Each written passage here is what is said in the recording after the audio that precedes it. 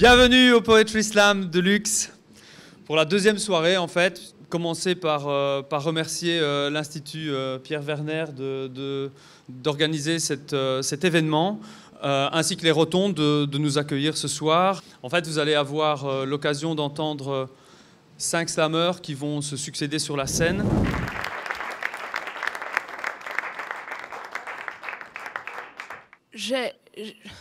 J'ai voulu participer à un télécrochet, puisque j'avais 13 ans. Puisque j'avais très envie, oui, j'étais plus âgée que ça, j'avais très envie d'être connue. En effet, j'avais un besoin de reconnaissance et de montrer au public mes seins. Singularité artistique. Toute mon enfance sale, lasse, je l'avais passée devant l'écran vénéré de la télé et je désirais plus que tout immonde faire partie de ce microcosme. Pourtant, ma mère en tapant ses savates, ma mère en mêlant ses patates, ma mère en pelant ses patates, me disait régulièrement excédée, mais rien ne presse, purée.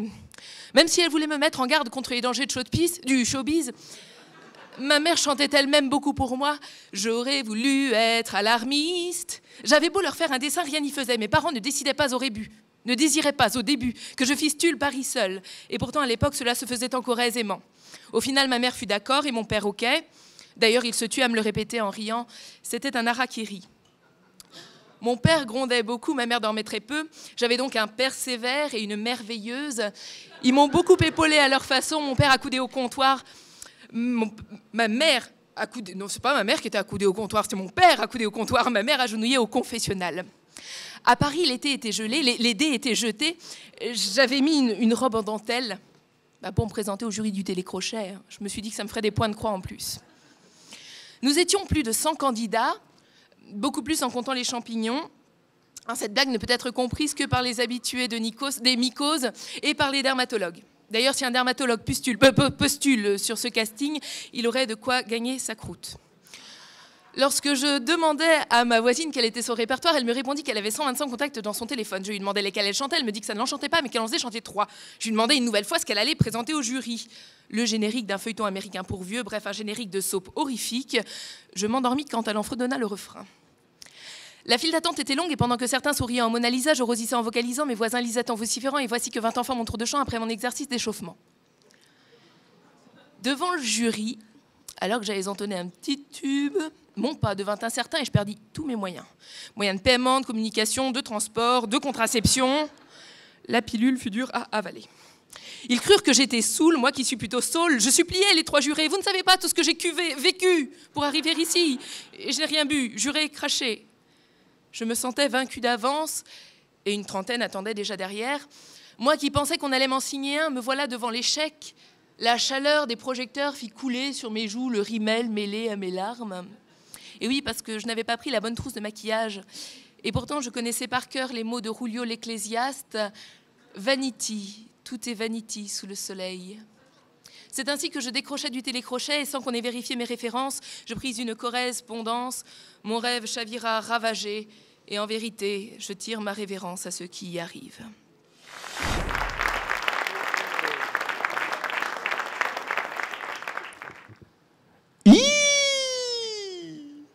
Das waren schon 7. Wie fies! Gierig griff Iris in ihr Bier. Dies irritiert mich. Wie ist Sinn hierin? Misst sie, wie tief ihr Bier ist? Schwimmt ihr Ring im Drink? Wird sie irrsinnig? Kifft sie viel? Kiffi? Iris? Ich ließ sie, mit Birgit im Blick. Birgit ist Iris Liebling. Sie spricht, Iris ist nicht dicht. Ihr Griff ins Bier ist wir. Sie spinnt, sie stiert ins Licht. Sie grinst wie Tilidin. Iris ist nicht richtig im Wir-Sing. Ist sie wirklich nicht, insistiere ich. Wisst ihr, wie tief Iris Bier ist? 40 Inch. Wirklich tief schien mir. Really deep it seems. Iris winkt. Sie singt im Drink. Dankeschön. Vielen Dank.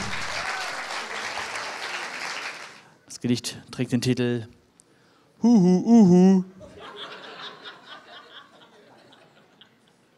Du fluchst. Zum Kuckuck. Gudrun schubst uns rum. Pusht uns zum Sumpf. Lust, Unfug zu tun. Gudruns Mund brummt Hu. Hu. Um Gudrun drumrum Tuch und Mull. Gudrun spukt. Du guckst zur Uhr. Just 0 Uhr. Gut zur Unzucht rund um Busch und Frucht. Du Fuchs. Du suchst Gudruns Mund zum Kuss. Du schnurrst und schmust. Fuß sucht Schuh. Ist eine Metapher. Nur Gudrun tut stur. Gudrun grunzt stumpf. Spukt ungut. Stupst und schubst uns rum. Und plumps, 0 Zukunft. Sumpf schluckt uns Buch zu. Dankeschön.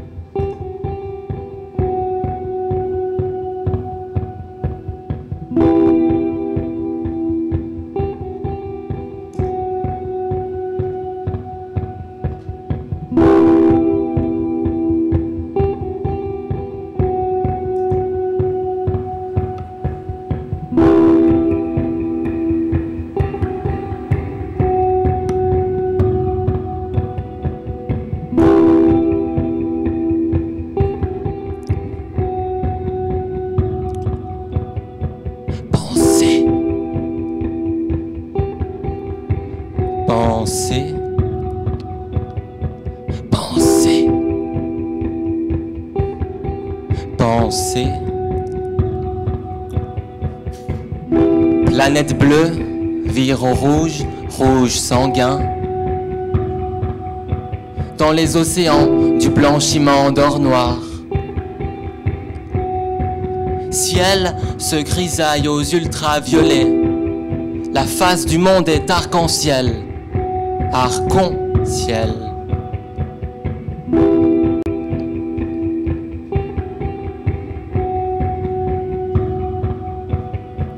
Pensez. Pensez. Pensez. Pensez.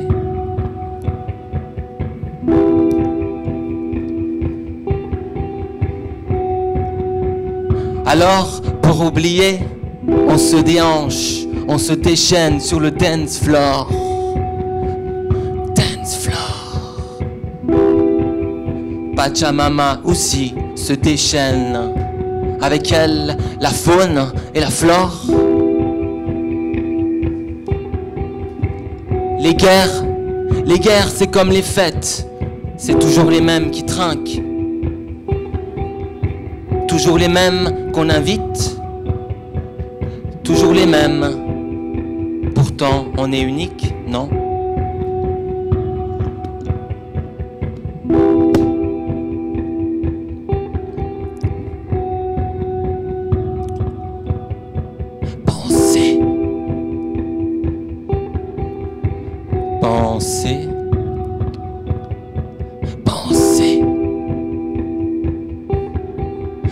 Pensez.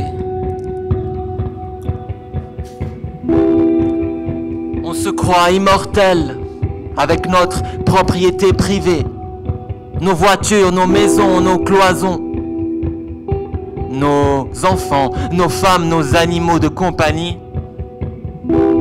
Heureusement, il y a la mort, les crises, la maladie, une piqûre de rappel. On est éphémère comme les étoiles, éphémère comme les cafards.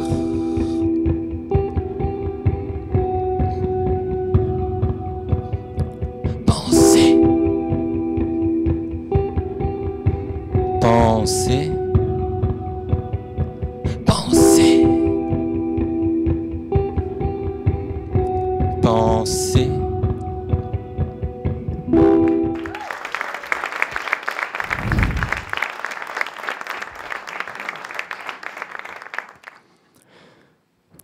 Mir geht es schlecht, weil ich als einziger Mensch in diesem Land dafür dankbar bin, was die Welt mir bietet. Ja, aber dafür merke ich umso mehr, was die Welt mir alles nicht bietet. Ich lebe in einem reichen Land. Immer genug Geld und selbst wenn mal kein Geld da ist, gibt es immer noch irgendwie genug zu essen. Aber was soll ich mit essen, wenn ich keinen Hunger habe? Wer auch immer da oben sitzt und die Ressourcen verteilt, bitte, bitte, ich brauche kein Essen mehr, ich bin schon satt. Satter als satt kann man nicht mehr werden. Alles, was man nach dem Sattwerden noch zu sich nimmt, sollte nicht mehr als Genuss, sondern als Suchtmittel gelten. Es fehlt diesem Land an Hunger und an Tod, deswegen bringen sich ja auch so viele Leute um. Darf sonst noch etwas sein? Ja, in der Tat darf es etwas sein. Cyanidkapseln, wenn es recht ist, aber bitte zuckerfreie. Ich bin nämlich Diabetiker. Außerdem habe ich eine Laktoseunverträglichkeit und bin Veganer. Ich möchte aber trotzdem in dem Land leben, wo Milch und Honig fließt. Also könnten Sie mir die Milch bitte entlaktosifizieren und die Kühe durch Pflanzen ersetzen und die Bienen anständig bezahlen, sonst trete ich hier noch in einen Hungerstreik. Was wie gesagt sehr schwierig ist. Bei mir zu Hause steht eine fleischfressende Pflanze. Aber wenn ich schon Veganer bin, dann soll sie gefälligst auch meinen Lebensstil teilen, also habe ich sie umerzogen zur veganen, fleischfressenden Pflanze. Wissenschaftler haben herausgefunden, dass sich die Zellen des menschlichen Körpers nach ungefähr 7 Jahren vollständig regeneriert haben. Wenn man sich also 7 Jahre lang nur von Pflanzen ernährt, besteht man de facto eigentlich nur noch aus Pflanzen und kann sich so endlich selbst essen, ohne dabei ein schlechtes Gewissen zu haben. Danke, Wissenschaft. Der Wissenschaft haben wir viel zu verdanken, zum Beispiel Atombomben und die Wohlstandsdepression. Ja, der Fortschritt bringt uns weiter. Wenn wir rückwärts gehen, bekommen wir Pest, wenn wir stehen bleiben, Krebs und wenn wir weitergehen, vielleicht beides. Politisch und sozial gesehen natürlich sinnvoll, aber rein logisch betrachtet ein kompletter Schwachsinn, weil alles rein logisch betrachtet ein kompletter Schwachsinn ist. Da forschen die Pharmazeuten jahrelang nach einem Mittel, das einen angeblich von allen Leiden des Lebens erlösen soll. Und heraus kommt völlig unerwartet ein tödlicher Virus. Da erzählt ein Politiker jahrelang was von einem Plan, der einen von allen Leiden des Lebens erlösen soll und heraus kommt ein Plan, wie man einen tödlichen Virus, der passenderweise gerade entwickelt wurde, am effizientesten einsetzen kann. Ich könnte mich über so vieles auf dieser Welt aufregen, aber zum Glück gibt es bereits Tabletten dagegen. Nur leider habe ich die nicht. Was das dann für Tabletten in meiner Handtasche sind? Ach so, nein, nein, die nehme ich nur 10-mal täglich gegen meine Tablettensucht. Und ich habe auch mit dem Rauchen aufgehört und lutsche seitdem an geschmolzenem Plastik und unterhalte mich täglich 3 Stunden mit meinem Arzt übers Handy über die schädlichen Auswirkungen von Strahlung. Irgendwie muss ich doch zu meiner täglichen Krebsdosis kommen. Ach, die Welt ist krank und die Menschen sind krank, die meisten arbeiten und wer nicht arbeitet, befindet sich zumindest noch in der Arbeiterklasse. Ich finde Arbeiterklasse, aber ich sehe trotzdem keinen Sinn darin. Warum soll ich für eine Welt funktionieren, die selbst nicht funktioniert? Das wäre doch Projektion und eigentlich nur ein Eingeständnis an mich selbst, ebenfalls nicht zu funktionieren. Die Welt ist krank und alle Menschen sind schlecht.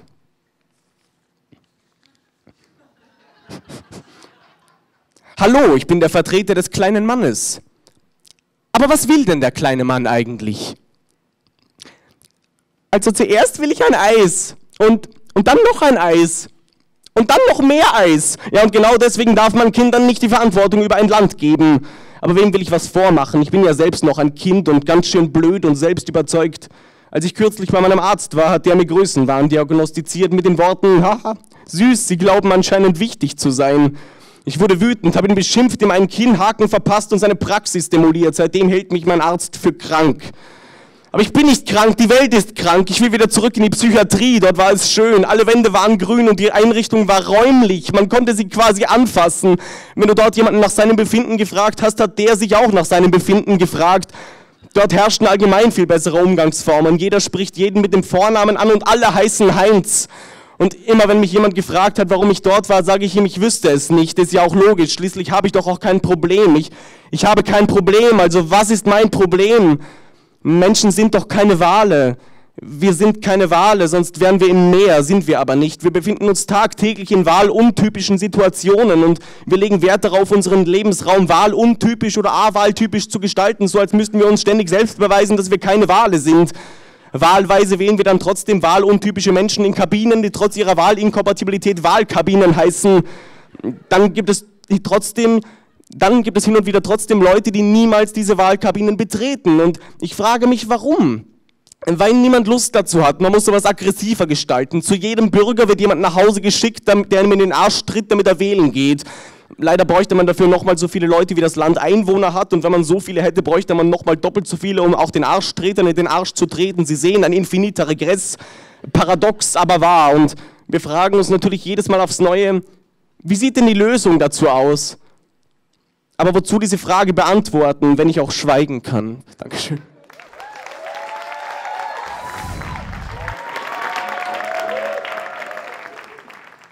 Je vis la plus pire des cas catastrophes. Mes popotes trouvent que mes popoèmes sont pipi-caca, et moi, je pipige pas pourquoi. J'ai peut-être un problème d'élocution, mais moi, mes popoésies, je les trouve cacanon. Ils y vont tous de leur pipi, que me caricaturent souvent. Ça me vesse extrêmement. Oh, c'est normal que les opinions divergent. Et j'ai la bibitude qui me fasse ma fête, mais n'empêche, il y a quand même quelque chose qui est pas nénette. Je suis pépétri de talent, et pour vous en persuader, je vais vous dire une de mes compositions. Caca Sandra, ta popo et cacaresse, et ton nom une popo et zizi. Ton empipire de délicatesse porte pour nom Lolo et zizi. Ma vie ne tient plus qu'à toi, mon fil, mon love, mon pipigmalion. Mais Cupidon fait peu de caca de nous. Fini les illusions. À présent, on va faire une expérience. Je vais vous répéter mon poème et ça va carrément vous captiver. Je sais que ça va vous la coupler. Hein. Attention, fermez les yeux. Allez-y tous, fermez les yeux. Les yeux sont bien fermés, même vous, madame? J'y vais. Cassandra, ta peau est caresse, et ton nom une poésie. Ton empire de délicatesse porte pour nom Lovésie. Ma vie ne tient plus qu'à toi, mon fil, mon love, mon pygmalion. Mais Cupidon fait peu de cas de nous. Fini les illusions. Vous voyez? Enfin, vous voyez. Façon de parler, vous avez les yeux fermés, je vous rappelle.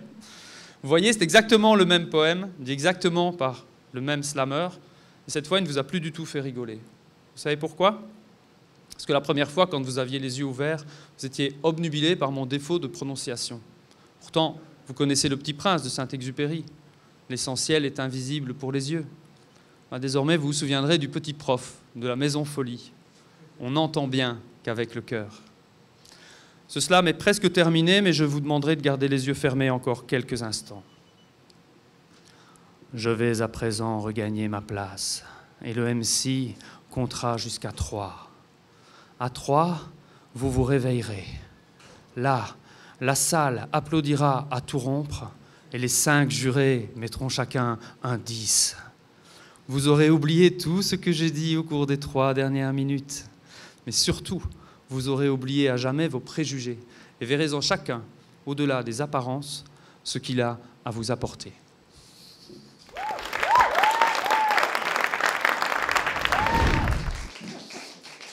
Ok, bah écoutez, on va pas vous retenir plus longtemps. On espère que vous avez passé une belle soirée.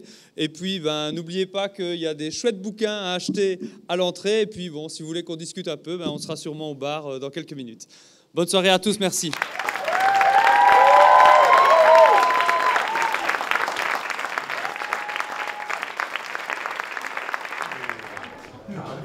Gar nicht.